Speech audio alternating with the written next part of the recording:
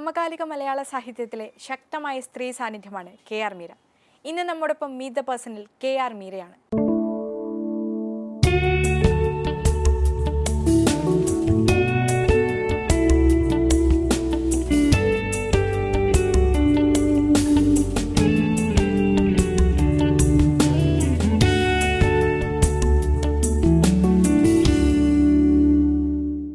നമസ്കാരം, meet the പേഴ്സണിലേക്ക് സ്വാഗതം.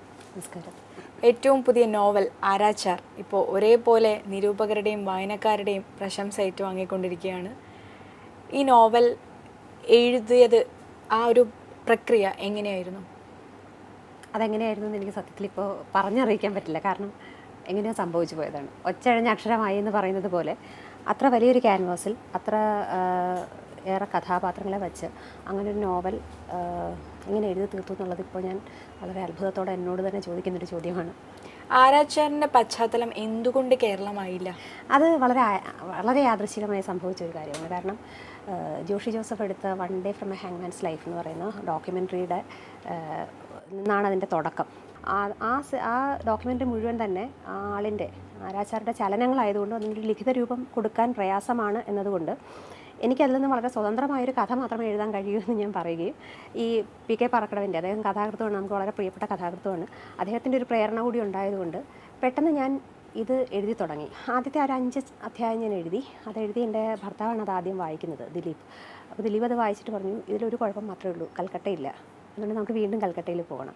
വാസ്തവത്തിൽ അന്ന് ആദ്യത്തെ 5 അധ്യായങ്ങളിൽ സംഭവങ്ങൾ മാത്രമേ ഉണ്ടായിരുന്നുള്ളൂ, അതിലെ ഒരു ഇമോഷൻസ് മാത്രമേ ഉണ്ടായിരുന്നുള്ളൂ. അതിൽ ഈ പറയുന്നത് പോലെ ചരിത്രത്തിൻ്റെയും ഇന്ത്യയുടെ രാഷ്ട്രീയ പശ്ചാത്തലത്തിൻ്റെയും സാധ്യതകൾ അതിലുണ്ടായിരുന്നില്ല. അപ്പോൾ ഞങ്ങൾ ആദ്യത്തെ തവണ കൽക്കട്ടയ്ക്ക് പോയി വന്നപ്പോഴാണ് എനിക്ക് വാസ്തവത്തിൽ ഈ നോവൽ എന്താവണം എന്നതിനെപ്പറ്റി ഒരു ഏകദേശ ധാരണ ഉണ്ടാവുന്നത്. ഒരുപാട് തരത്തിലുള്ള സ്ത്രീ വിഷയങ്ങൾ നമ്മൾ സമൂഹം അഭിമുഖീകരിക്കുകയാണ്. അപ്പോൾ നമ്മുടെ എഴുത്തുകാർ, പ്രത്യേകിച്ചും മലയാളത്തിലുള്ള എഴുത്തുകാരികൾ, അതിനോട് വേണ്ടത്ര സജീവമായി പ്രതികരിക്കുന്നുണ്ട് എന്ന് തോന്നിയിട്ടുണ്ടോ? അല്ല, എഴുത്തുകാരന്മാരും എല്ലാം തന്നെ സ്ത്രീപക്ഷ ചിന്തകളോടും പുതിയ തരത്തിലുള്ള ഫെമിനിസ്റ്റ് ആശയങ്ങളോടും വളരെ സജീവമായി പ്രതികരിക്കുന്നു എന്നാണ് എനിക്ക് തോന്നിയിട്ടുള്ളത്.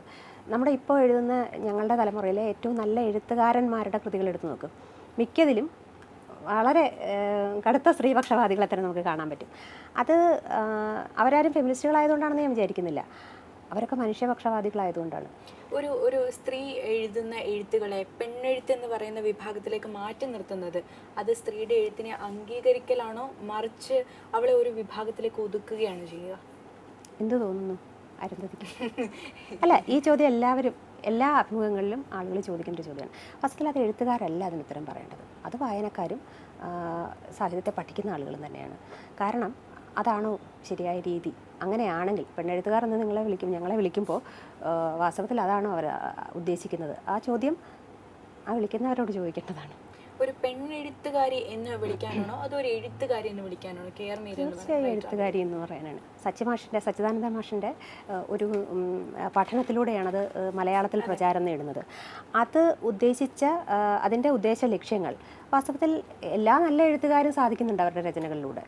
പിന്നെ അതിനെ വളരെ ഒരു അക്കാഡമിക്കായ ഒരു തലത്തിലേക്ക് ഭാഷയുടെ ഇടകീറുന്ന അല്ലെങ്കിൽ ജൈവശാസ്ത്രപരമായ ചില പ്രത്യേകതകൾ പരിശോധിക്കുന്ന ഒരു മുദ്രാവാക്യമായിട്ട് അധപ്പതിക്കുമ്പോഴാണ് അത് ഈ പറഞ്ഞതുപോലെ ഒരു ക്ലീഷയായിട്ട് മാറുന്നത്.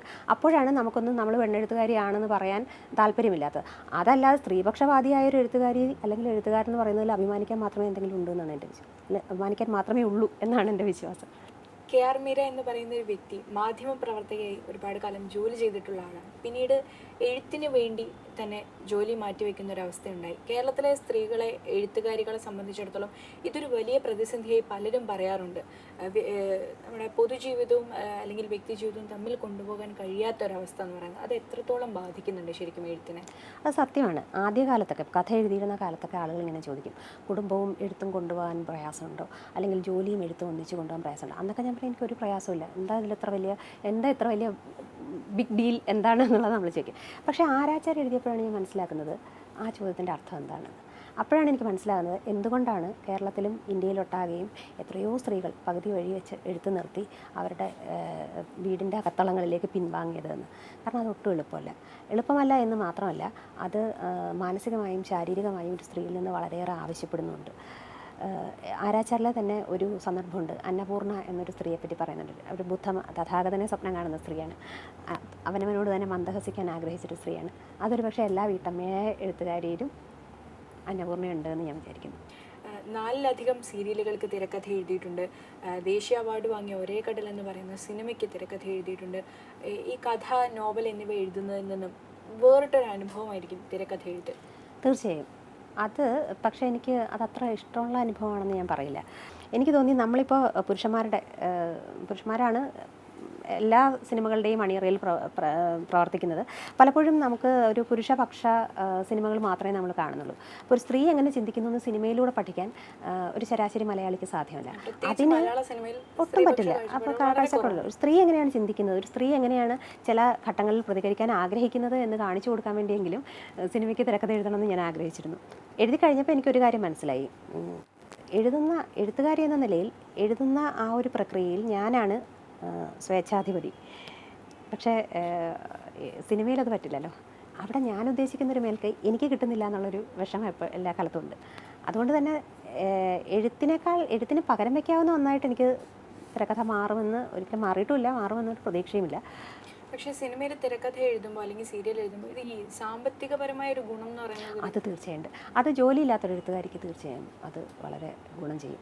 കാരണം ഒരു നോവൽ എഴുതിയാൽ കിട്ടുന്നതിനേക്കാൾ ഒരു പത്രപ്രവർത്തകയായിരുന്ന കാലത്ത് പത്രപ്രവർത്തകയ്ക്ക് ഒരു മാസം കിട്ടുന്ന ശമ്പളത്തിൻ്റെ 2 ഇരട്ടിയോ 3 ഇരട്ടിയോ എനിക്ക് സീരിയലിൽ നിന്ന് കിട്ടിയിരുന്നു. നോവൽ എഴുതാനുള്ള മൂലധനം ചിലപ്പോഴൊക്കെ നമുക്ക് സീരിയലിൽ നിന്ന് കിട്ടാറുണ്ട്.